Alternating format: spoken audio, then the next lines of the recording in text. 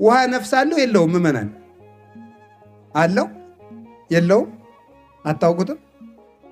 ታውቁታላችሁ? ውሃ ነፍስ አለው አለው። ውሃ ነፍስ አለው። እስመ ነፋስ ነፍሳት ይሆሙ ለማያት ነፋስ የውሃ ነፍሱ ነው። የውሃ ነፍሱ ማን ነው? ነፋስ ነው። ስለዚህ ምን ማለት ነው? ነፋስ ቢያጣ ውሃው ይሞትና ሸቶ ተበላሽቶ የማይጠጣ ይሆናል ማለት ነው። የማይጠጣ ይሆናል፣ የማያነጻ ይሆናል። ስለዚህ ምን ይሆናል? መኖር አንችልም ማለት ነው። ስለዚህ ለውሃው መልአክ አለው። ለውሃው መልአክ አለው። ለከዋክብት መልአክ አላቸው። እንዳይንጠበጠቡ የሚያደርግ አንዱ ኮከብ ቢወድቅ ብቻ ኢትዮጵያ ማጥፋት ይችላል። ከዋክብት ሁሉ በስርዓታቸው እንዲሄዱ እንዳይጋጩም ጭምር እንዳይጋጩ በስርዓት እንዲሄዱ በየስማቸው ቆጥሮ ዘይወልቆሙ ለከዋክብት በምልኦሙ ወይጼውኦሙ በበአስማቲሆሙ አንድ ሁለት ሰው ሁሉ ሰፍሮ ቆጥሮ የሚያውቃቸው እግዚአብሔር ለከዋክብት ተመልከቱ። የሁሉ ኮከብ እንዴት ብሎ በስርዓት እንደሚኖር አስደናቂ እኮ ነው። እንዴት አይጋጭም? እንዴትስ አይንጠበጠብም? ደግሞ በጠፈር የሚኖሩ ከሆነ ልብ ብላችሁ ስሙ። ቆይ ልንገራችሁ። ሸክም በላይ ተሸካሚ በታች ወይስ ተሸካሚ በላይ ሸክም በታች? የእናንተን ሕግ ነው የምትነግሩኝ። ለምሳሌ ጤፍ ብትሸከሙ ሸክሙ ነው በላይ? እናንተ ናችሁ በላይ? አቤት። እሺ ጫማስ? ጫማ ተሸክሙ ነው ተሸካሚ ነው በላይ? አቤት።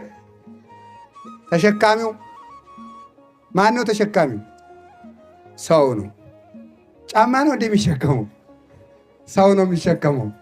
የምናንቀሳቅሰው እኔ አይደለሁ እንደ ጫማዬን የማነሳው? ስለዚህ እኔ የሚሸከመው ነው። አንዳንድ ጊዜ ሸክም በላይ፣ አንዳንድ ጊዜ ሸክም በታች ይሆናል። ግን ዞሮ ዞሮ ግን ይሄ እግራችን ጋር ስለታሰረ ነው። በፍጥረት ሕግ ግን ሸክም በየት ነው ያለው? ሸክም የሚሆነው በላይ ነው። እግዚአብሔር ግን ምን አደረገ? በታች ብናደርገው ይንጠበጠባል። መኖሪያቸውን ወይም አጽንቷቸው የሚኖረውን ጠፈርን በላይ አድርጎ ከዋክብቱን በታች ሲያደርጋቸው እንደ ጥሬ ለምን አይንጠበጠቡም? ማን ስለሚያስተዳድራቸው ነው? እግዚአብሔር ስለሚያስተዳድራቸው። ለእነዚህ ሁሉ ጠባቂ መልአክን ሹሟል። ገበታ አፉን ወደ ላይ ዙሮ ነው ወደ ታች ዙሮ ነው ውሃ የሚይዘው? አቤት። እስኪ ይህንን ሰማዩት። ወደ ታች ነው የዞረ ወደ ላይ ነው የዞረ? አቤት። ወደ ላይ ነው አይደል? ኧረ ወደ ታች ነው። አይታያችሁም እንዴ? ወደዚህ እኮ የዞረ ነው። እንደዚህ አይታያችሁም? የድስት ክዳን መስሎ ወደ ታች ዞሮ ነው ያለ ማለት ነው። ወደ ታች ዞሮ ነው ያለ። አሁን ልብ በሉ፣ ከዚህ በላይ ውሃ አለ። ማይኒ ዘመልዕልተ ሰማያት ይሴብሑ ለእግዚአብሔር ይላል ቅዱስ ዳዊት። ከሰማይ በላይ ያለ ውሃ እግዚአብሔርን ያመሰግነዋል ይላል። ከዚህ በላይ ውሃ አለ። እንዲያውም በዚህ ዓለም ያለው ውሃ በላይ ካለው ውሃ አንጻር ድስት ታጥቦ ውሃው ሲደፋ በጠርዙ እንደሚቀር ውሃ ያለ ነው ይላሉ ሊቃውንት። በጣም የሚገማሸር ቁጡ ውሃ ነው። ገበታው ደግሞ ጠፈር ነው። ጠፈር ደግሞ ወደ ታች እየዞረ ነው። አሁን ገበታውን በአፉ ደፍታችሁ ውሃውን በላይ ብታደርጉት ምን ያደርጋል? ይፈሳል። ግን እግዚአብሔር ገበታውን ወደ ታች አዙሮ ውሃ በላይ አድርጎበት አይፈስም። እንዴት ሲባል ቻል ካለው የማይችል ነገር የለም። እግዚአብሔር በጥበቃ ለዚህም ባቢል የሚባል ነፋስ ሰጥቶ ያንን ውሃ ወጥሮ እንደ ብራና በጠፈር ልክ ተዘርግቶ እንዲኖር የሚያደርግ ማን መድቦለታል? መልአክ መድቦለታል። ለስንቱ ነገር ለደመናው መልአክ አለ። ይህን ሁሉ የሚጠብቅ ማን ነው? እግዚአብሔር ነው። ደመና ያለ ስርዓቱ አይጓዝም። የሚመራል ደመናውን እያስጓዘ ወደ ውቅያኖስ የሚወስድ የደመናው መልአክና የውቅያኖሱ መልአክ ደግሞ ይስማማሉ። የውቅያኖሱ መልአክና የደመናው መልአክ የሚጣሉ ቢሆን ኑሮ ዝናብ በዚች ዓለም ጠብ አይልም። ምክንያቱም የደመናው መልአክ ደመናውን ይዞ ወደ ውቅያኖስ ይወዳል። የውቅያኖሱ መልአክ ደግሞ ውሃው እየቀዳ በደመናው ይሞላለታል ማለት ነው። የነፋሱ መልአክ ደግሞ የለም አልሸከምም ቢል ደግሞ ችግር ይመጣል። የነፋሱ መልአክ ደግሞ አለ። ያ ደመናውን ይሸከማል፣ ወደ ላይ ይዘውት ይወጣሉ። ወደ ላይ ይዞ ይወጣና ደግሞ ዝናቡን ተጠምታ ለከረመችው ምድር አንድ ጊዜ ቀዳዳውን ከፍቶ ደግሞ አንድ ነገር እስኪ ልንገራችሁ። ደመና አይታችሁ ታውቃላችሁ? ደመና በርሚል ነው፣ አቅባዳ ነው፣ ከረጢት። ውሃው ለምን እንደማይፈስበት እኔ ድነቅ ይለኛል በእውነቱ። ማለት ለምን እንደማይፈስበት አይቼዋለሁ። መቼም አሁን በአውሮፕላን ሄጃለሁ ማለት መቼም ኩራት አይደለም አይደል? እና በዚያ አይቼዋለሁ እና ምንድን ነው ብን የሚል ነገር ነው፣ ጢስ ነው እዚያ ውስጥ በጣም እኛ ቤት የሚነቅል ዝናብ በዚያ ይወርዳል። እንዴት ነው ነገሩ? ተመልከቱ። እንዲህ አድርጎ ሲኖር ኢዮብ እንደሚናገረው እይሰጠጥ ደመናሁ ይላል።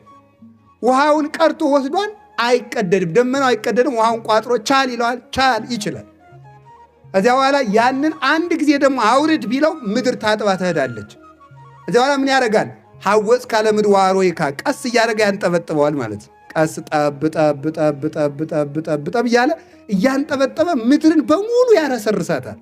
በኋላ መሬት ዝናብ የምትሸከምበት አቅም ስታገኝ ደግሞ እግዚአብሔር ዝናቡን ጨመር ያደርጋል። ጉልበቷ ስለተነቀረ አፈሯ እንዳይታጠብ ማለት ነው። እንዲህ አድርጎ የሚመግብ ማን ነው? ሕያው እግዚአብሔር ነው። እንዲህ የሚጠብቅ ማን ነው? እግዚአብሔር ነው። ዘሩን አትክልቱን ብታዩት እጹብ ድንቅ ጥላላችሁ። ስንዴ፣ ጤፍ፣ በቆሎ፣ ዘንጋዳ፣ ማሽላ አንድ ጊዜ ቢደርሱ ጥሩ ነው አይደለም? ሆዳም ሰው ነው የሚለው ነው የሚለው። አይ እግዚአብሔር ግን ለምንድን ነው አንድ ጊዜ እንዲደርሱ የማያደርጋቸው? ስንዴውን እስከሚያጭድ ጤፉ እንዳይፈስበት ነው እግዚአብሔር ማለት። እንዴት እንደሚያስብልን እኮ እሱ ነው የሚያውቅ በእውነቱ ማለት እንዴት እንደሚያስብልን። አንዱ እስከሚታጨድ አንዱ እንዳይፈስ አዝሪት ሁሉ በስርዓታቸው እንዲደርሱ ያደርጋቸዋል። ለችግር ጊዜ ቶሎ የሚደርስ አዝመራ ራሱን እንደገና ድርቅ የሚቋቋሙት እነ በቆሎ የነ ቅዱስ ጊዮርጊስ ምሳሌ የሚሆኑትን በሚያዝያ ተዘርቶ እስከ ሰኔ ድረስ ቢቆይ ዝናብ ቢቆይ ምንም የማይሆኑ ዘሮች አሉ። ቶሎ ተዘርተው ደግሞ ቶሎ የሚደርሱ አሉ። የማይበላሹ ዘሮች አሉ። እነዚህን ሁሉ የሚያደርግ ሕያው መድኃኔ ዓለም እግዚአብሔር ነው። ይህን ሁሉ ስላደረገልን ስሙ የተመሰገነ ይሁን።